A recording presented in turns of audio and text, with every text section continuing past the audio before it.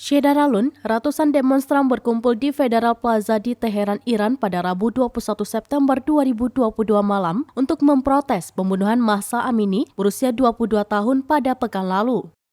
Mahsa Amini meninggal setelah ditangkap oleh polisi moral negara karena menggunakan jilbabnya secara tidak benar.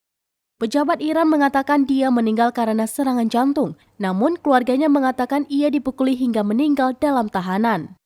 Seorang aktivis mengatakan Mahsa Amini mengalami pukulan mematikan di kepala. Menurut organisasi hak asasi manusia Hengau, setidaknya 5 pengunjuk rasa ditembak mati selama demonstrasi di wilayah Kurdi selama beberapa hari terakhir. Dikatakan 75 lainnya terluka di kota-kota lain selama akhir pekan menurut laporan CTV News.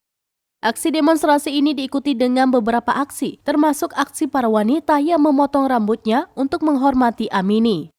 Demonstrasi ini juga diwarnai dengan aksi melemparkan batu ke pasukan keamanan, membakar kendaraan polisi dan tempat sampah, serta meneriakkan slogan-slogan anti pemerintah.